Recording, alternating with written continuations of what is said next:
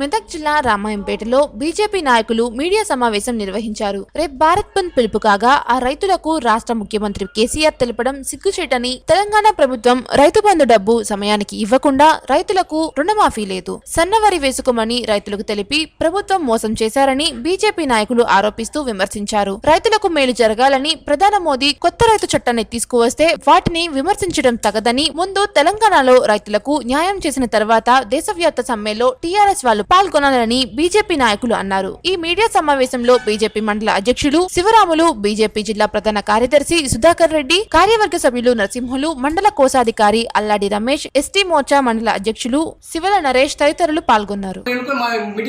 చెప్పడం కాదు, దయచేసి మీరు గ్రామాన మీరు విలేజ్ దగ్గర రైతుల దగ్గర పరామర్శించారు. తెలుసా మీకు ఏమంటారు, రైతులు ఏమంటారు, ఎంత నష్టపోయారు, ఎంత విలువలు మొత్తుకుంటూ తెలుసా మీకు? అవన్నీ తెలియకుండా మేము పోతున్నాం, మేము ఓడిపోతున్నాం, మాకు ఏ పుట్టగతులు ఉన్నాయి, అబద్ధాల మీదే మొత్తం అబద్ధాల మీదే గెలిచింది. ఇంతవరదాకా టీఆర్ఎస్ ప్రభుత్వం మొత్తం అబద్ధాల మీదే గెలిచింది. ప్రతిదీ అబద్ధమే, అబద్ధం చెప్పుకుంటే గెలిచింది. కానీ ఇంత సాగవిగా అందరు గమనిస్తున్నారు. దుబ్బాకలు ఏమైంది, హైదరాబాద్ ఏమైంది, ఇప్పుడు తెలిసింది కదా, ప్రజలు తినిపిస్తున్నారు కదా, ఇస్తున్నారు. కాబట్టి రేపు నాకు పుట్టగతులు ఉండవు, నా కుటుంబ పాలన పుట్టగతులు ఉండవు, ఈ ఫామ్ హౌస్లు ఉండవు, ఈ సంపద ఉండదు, ఏముండదు అనే ఉద్దేశంతో ఈ రోజున ఢిల్లీలో 2 రాష్ట్రాలకు మధ్యస్తున్నటువంటి ధర్నా చేస్తున్నటువంటి వారిని మధ్యస్తాం, బంద్ పిలుపు మేము ఇస్తామని చెప్తున్నారు. రైతులే తగిన బుద్ధి చెప్తారు మీకు. ఇక్కడైనా తెలంగాణ టీఆర్ఎస్ ప్రభుత్వం గ్రహించాల్సింది ఏంటి అంటే, నిజాయితీగా మీరు ఒప్పుకున్న ప్రకారం మీరే చెప్పారు సన్నవైపు రేటుని ఇస్తామని చెప్పారు. అది మోసం. మీరు మోసం చేసిరా, మోడీ గారు మోసం చేసిరా తెలుసు మీకు. అదేవిధంగా డబుల్ బెడ్రూమ్ అన్నారు, మీరు మోసం చేసిరా, కేంద్ర ప్రభుత్వం మోసం చేసిందా? అదేవిధంగా మీరు నిరుద్యోగ బుద్ధిస్తామన్నారు, మీరు మోసం చేసిరా, ఆ ప్రభుత్వం కేంద్ర ప్రభుత్వం మోసం చేస్తుందా, బీజేపీ ప్రభుత్వం మోసం చేస్తుందా? బీజేపీ ప్రభుత్వం ఎప్పుడైనా సరే ఒక మాట మీద ఉంటుంది, నిబద్ధతగా ఉంటుంది, చేసే అయినే పనులు చెప్తుంది తప్ప కాని పనులు బీజేపీ చెప్పదు. అదేవిధంగా రైతు సోదరులకు నేను దండం చెప్తున్నాను, దయచేసి దొంగ మాటలు, జూట మాటలు, ఈ దళాల మాటలు నమ్మకండి. ఈ రైతు చట్టం మీకోసమే, రైతే రాజు కోసం, రైతే ఉద్దేశాలు ఉన్నాయి, పద్ధతి ఫీచర్లు ఉన్నాయి. కాబట్టి మీరు దయచేసి ఒళ్ళు అడుక్కున్న బతుకు తెచ్చుకోకండి, దానికి వీళ్ళు దళాలకు నమ్మకండి అని చెప్పేసి సమయంగా ఈ 8వ తారీఖు బంద్లో మీరు పాల్గొనని అనుకుంటానని తెలుసుకుంటారని చెప్పేసి గ్రహిస్తూ సెలవు తీసుకుంటున్నాను. జై హింద్, జై భారత్. భారత్ బంద్ పిలుపునిస్తే ఆ యొక్క రైతులకు, ఆ యొక్క బంద్కు మేము మద్దతు ఇస్తున్నామని ఇక్కడి నుంచి కేసీఆర్ గారు మన రాష్ట్ర ముఖ్యమంత్రి వాళ్లకు మద్దతు తెలపడం చాలా సిగ్గుచేటు. వాస్తవానికి చెప్పాలంటే రైతులకు రైతు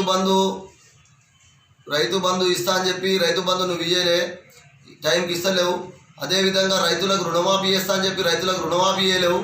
అదేవిధంగా రైతులు, నరేంద్ర మోడీ గారు రైతుల కోసం 2000 రూపాయలు రైతు బంధు ఏదైతే ఇస్తుండో, సంవత్సరానికి 6000 అయితే ఇస్తుండో, అది రైతుకు అకౌంట్లో పడేదాకా కూడా రైతుకు తెలుస్తలేదు. ఆ విధంగా ఒక్కసారి ప్రకటన చేస్తే అది కంటిన్యూ అవుతూ ఉంది. కానీ నీ రైతు బంధు ఇవ్వడము, ఫోజులు ఇవ్వడము ఏదో చేసి ఇప్పటికి కూడా సరి అయిన మార్గంలో రైతు బంధు ఇవ్వడం జరుగుతలేదు. అదేవిధంగా రైతులకు రుణమాఫీ లేక చాలామంది ఆత్మహత్యలు చేసుకోవడం జరుగుతుంది. అదేవిధంగా ఇవాళ రైతులను మోసం చేస్తుంది నువ్వు. రైతులు పండించుకున్నటువంటి పంటను సన్నవడ్లను పెట్టుకోమని చెప్పి నిలువున ముంచి ఈరోజు నష్టపోయి వాళ్ళ చేళ్లను వాళ్ళే అంటు పెట్టుకుంటే కూడా పరామర్శించే నా బాధ్యత లేనటువంటి, బాధ్యత వహించినటువంటి నువ్వు ఇలా రైతుల కోసం మద్దతు ఇస్తా అని చెప్పి మద్దతు ఇస్తా అని చెప్తా ఉన్నావు. అదేవిధంగా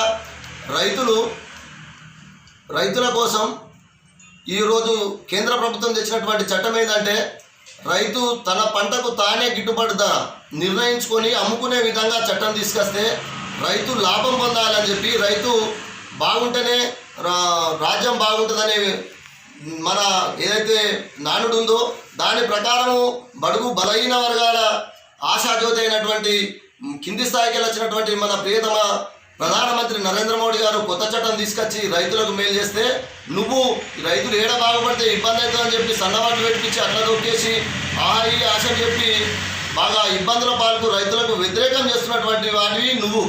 అందుకే నీకు ప్రజలు దుబ్బాకలో బుద్ధి చెప్పారు, అదేవిధంగా జిహెచ్ఎంసీలో బుద్ధి చెప్పారు. అదేవిధంగా నువ్వు ఇంకా ఇప్పటి వరకైనా నీ పద్ధతి మార్చుకోకుంటే రేపు జరగబోయే నాగార్జున సాగర్ ఉప ఎన్నికల్లో కూడా నీకు బుద్ధి చెప్తారని చెప్పి చెప్తా ఉన్నాం. నీ కలిబొల్లి మాటలు ఇక ప్రజలు నమ్మరు. కాబట్టి ప్రజల పక్షాన, రైతుల పక్షాన మన బీజేపీ ఏదైతే కేంద్ర ప్రభుత్వం ఉందో వాళ్ళ పక్షాన నుండి నడుస్తుంది. కాబట్టి ప్రతి స్టేట్లో ఏడగాని ప్రజలు బ్రహ్మరథం పడతా ఉన్నారు. కాబట్టి నీకు ఇదే విధంగా ప్రజలను మోసం చేస్తూ ఏదో నువ్వు పూట గడుపుతా ఉన్నావు, ఇకనైనా మారకుంటే ఇక్కడ నుంచి నీకు తీవ్ర పరిణామాలు ఎదుర్కొంటావని చెప్పి హెచ్చరిస్తూ జై హింద్, జై భారత్ మాత.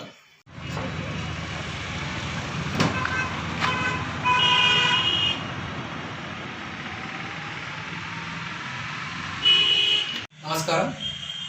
రామంపేట బీజేపీ శాఖ నుంచి రైతులకు చెప్పదలుచుకున్నది ఏమనగా, నిన్నటి రోజున తెలంగాణ టీఆర్ఎస్ ప్రభుత్వం అయినటువంటి కేసీఆర్ గారు, కేటీఆర్ గారు ఏమంటున్నారంటే, జాతీయ స్థాయి మోడీ చేసినటువంటి రైతు చట్టాన్ని వ్యతిరేకిస్తూ మేము 8 నాడు ధర్నాలు మేము బంద్లో మేము మద్దతిస్తామని చెప్పడం జరుగుతుంది.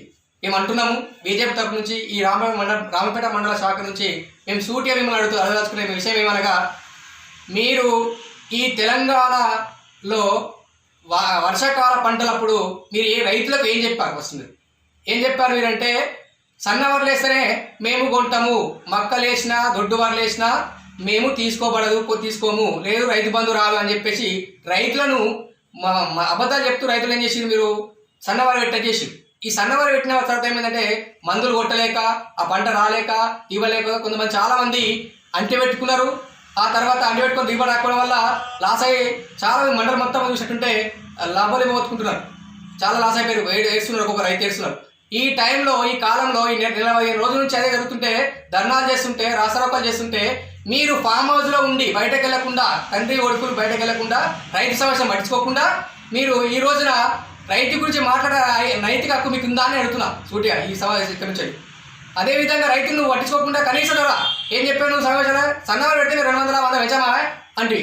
మరి పెంచిన వాటిని పెంచకుండా, రైతులు నష్టపోయేదానికి మద్దతు ధర చేయకుండా, ఏ చేయకుండా రైతులను, తెలంగాణ రైతులను నిల్వెల్లా ముంచింది, మోసం చేసింది, దగాకూర చేసింది ఏది అంటే, మొట్టమొదటిగా ఈ టీఆర్ఎస్ ప్రభుత్వం, ఈ కేసీఆర్ తండ్రి కొడుకు వచ్చింది చెప్తున్నాను నేను.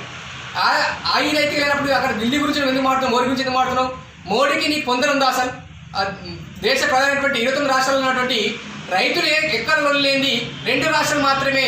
ఆ 2 రాష్ట్రాల దళారులు దోసుకునే వాళ్ళు ఎక్కుంటారు కాబట్టి, మధ్యవర్తులు ఎక్కుంటారు కాబట్టి వాళ్ళు వశం కాక వాళ్ళు ధర్నా చేస్తున్నారో ఏం చేస్తున్నారో వాళ్ళ 2 రాష్ట్రాల సమస్య. కానీ మిగతా రాష్ట్రాలు ఏ రైతు అయినా ధర్నాలు చేస్తున్నారా, బయటకు వస్తున్నారా? రాలేదు. ఆ ధర్నా కూడా కూలిచ్చి చేస్తున్నట్టు ఇప్పుడు తెలిసింది మాకు. విషయం ఏంటంటే, కూలిచ్చి తీసుకొస్తున్నారట. అయితే దారుణం అంటే దారుణం. ఈ చట్టం వల్ల 70 సంవత్సరాల్లోని రైతులు ఎప్పుడు ప్రతి సంవత్సరం రైతులు ఆత్మహత్య చేసుకున్నాడు, చనిపోడు. ఈ 70 సంవత్సరాలు ఇదే నడుస్తుంది. కానీ ఈ ఇన్ని సంవత్సరాలు ప్రభుత్వాలు ఏం చేస్తున్నాయంటే, ఎలక్షన్ రాగానే మనం వాడుకోవాలి, ఎలక్షన్ అయిపోయిన తర్వాత వాళ్ళను మళ్ళీ మోసం చేయాలి.